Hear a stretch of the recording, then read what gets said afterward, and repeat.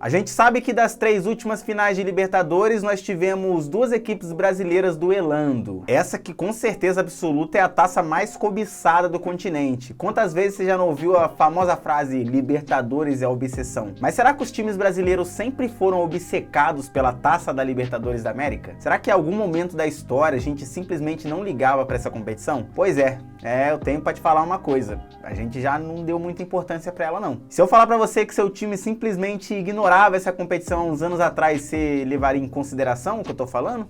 Hoje a gente vai relembrar então 3 edições de Libertadores que não tiveram times brasileiros. Hoje em dia a gente tem, obviamente, uma porrada de time brasileiro aí disputando a Libertadores a rodo, né? Já chegamos a ter, sei lá, 9 times numa mesma competição. É um número absurdo, comparado que antigamente só tinha 1, 2, às vezes chegou a ter 3, 4, esse número foi aumentando tanto que hoje em dia a gente tem a possibilidade de ter mais de 9 times, né? 8, 9 times brasileiros na mesma competição.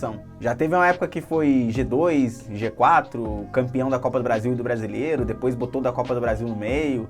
Já teve época até que os times campeões da Libertadores entravam meio tarde na competição, então isso meio que abriu uma vaga para outro time lá no Campeonato Brasileiro. Já foi bagunça demais, tá? Mas e se eu falar para você que 3 edições da Libertadores a gente não teve times brasileiros, e não foi porque a Conmebol não quis convidar não, tá? Muito pelo contrário. É porque a CBF simplesmente achava que a competição estava desvalorizada e tal. A gente vai tentar entender o contexto então e tentar descobrir por que cada uma dessa edição não tinha times brasileiros. O motivo no final das contas vai ser basicamente o mesmo, mas os argumentos utilizados na época que vai mudar um pouquinho, tá? Vamos tentar entender. A primeira vez que isso aconteceu foi na edição de 1966. Essa foi a primeira vez em que os vice-campeões nacionais participavam da competição, já que anteriormente a gente tinha só o campeão de cada país. Tivemos nesse ano um total de 17 equipes, cada país teve 2 participantes, com exceção da Argentina que teve 3, né? Por ter o atual campeão da competição. Aí você fez a conta e pensou, não era pra ser 21, já que cada país tem 2, somos 10 países, a Argentina com 3.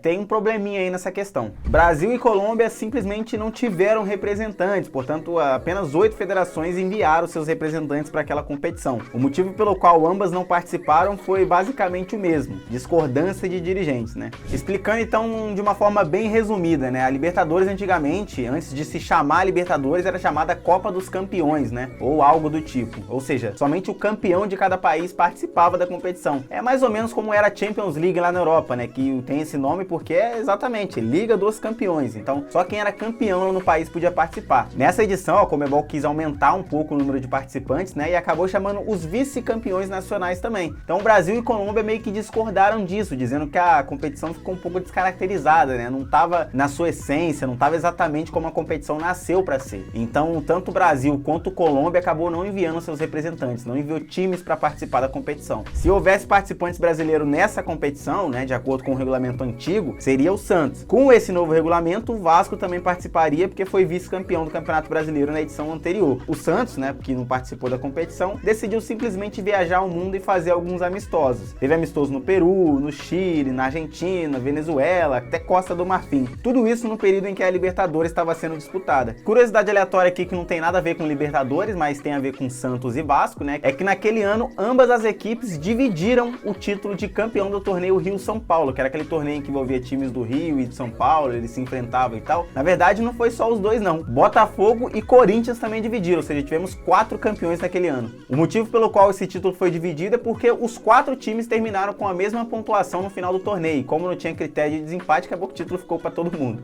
E óbvio, a final daquela Libertadores foi decidida entre Peñarol e River Plate, sendo que os uruguaios venceram o título depois de 3 jogos. Agora a gente vai para a segunda ocorrência sem times brasileiros e aconteceu em 1969. Os representantes do Brasil deveriam ser Botafogo e Fortaleza, que fizeram a final do Campeonato Brasileiro de 68, em que o Botafogo se sagrou campeão. Mas acabou que a gente sequer teve times brasileiros e, curiosidade, também não teve time argentino não. Mas aí você vai ver a lista de campeões da Libertadores e vai falar, se não tinha times argentinos, como que o Estudiantes ganhou aquela edição? Pois é, eles só participaram da competição porque eram o atual campeão, né? Então acabaram ficando com a vaga. Já ocorreu isso diversas vezes na Libertadores, né? Um país não mandar representantes ou ser punido, algo do tipo, e o time que representa aquele país foi campeão da Libertadores no ano anterior. Então esse time acaba participando como atual campeão. A gente já não teve vários países sendo representados na Libertadores, mas em todas as edições o atual campeão estava lá participando na edição seguinte. E mais uma vez, como eu disse, o motivo era o mesmo, né? Tanto os brasileiros quanto os argentinos não concordavam muito com o regulamento. O Brasil acabou usando a desculpa de que a competição nacional que indicaria os seus representantes simplesmente durou 14 meses. Pois é, meus amigos, 1 ano e 2 meses de competição. Teve inclusive 2 campeonatos brasileiros ao mesmo tempo naquele ano, tá? O campeão da Taça Brasil foi o Botafogo, que levantou a taça dia 4 de outubro de 1969, após vencer o Fortaleza na final. Já o outro campeonato, o Roberto Gomes Pedrosa, começou em agosto e terminou em dezembro, como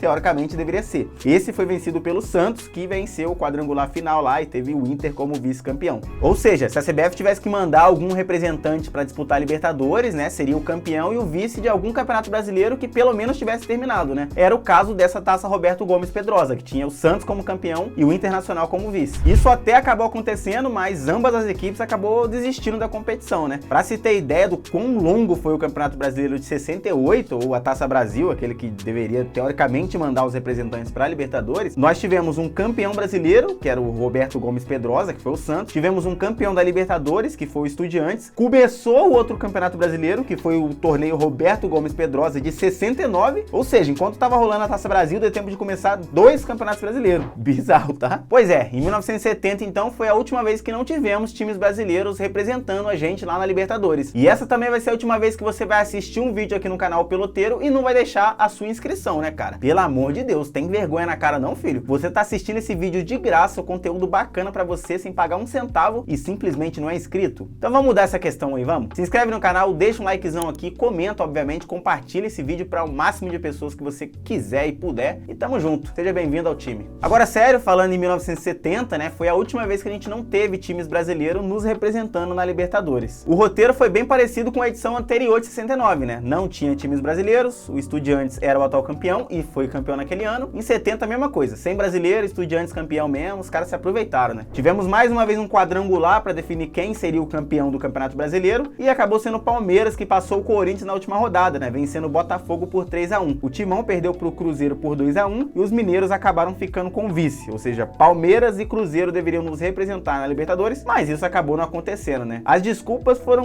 meio sei lá, tá ligado? A CDB, que existiu antes da CBF, alegava que o calendário da Libertadores podia atrapalhar a preparação da seleção brasileira para a Copa de 70. Alegaram também que os times eram muito violentos na época e como a maioria dos jogadores da seleção jogava no Brasil, poderiam machucá-los e acabar tirando eles da Copa. Outras justificativas além dessas foram o pouco retorno financeiro para os clubes, além de reclamação com arbitragens tendenciosa e a complicação na logística dos clubes também, né? De acordo com a CDB, as viagens eram complicadas na época. Bom, se justifica abandonar a Libertadores, eu não sei, mas acontece que eles decidiram não mandar time nenhum, não. Pois é, essas atitudes aí mostram que a Libertadores era um pouco desvalorizada na época, né? E provavelmente nunca ter vencido uma Libertadores não era nem motivo de zoação. Os caras simplesmente, sei lá, não zoava o outro falando que, seu time não tem Libertadores. Os caras simplesmente se negavam a jogar a competição. Muito diferente do que é hoje em dia, que a gente praticamente só considera grande quem tem Libertadores ou quem tem mais de 2, enfim, cada um tem seu critério. Bom, espero que vocês tenham aproveitado a experiência desse vídeo aqui, tenha gostado. Se você gostou, você vai deixar um likezinho aí pra mim. Se você não gostou, cara, pode deixar o dislike, eu não vejo problema nenhum. É até interessante você dar o feedback verdadeiro, né? Se você gostou do vídeo, dá o like, se não, dá o dislike. Mas eu quero que você se inscreva aqui no canal. Isso aí eu vou pedir pra você fazer mesmo, porque pode ser que num futuro vídeo você acabe gostando e aí você vai ser notificado pelo YouTube quando eu lançar um videozinho aqui, beleza? Bom, vou ficando por aqui. Um grande abraço pra vocês e é nóis!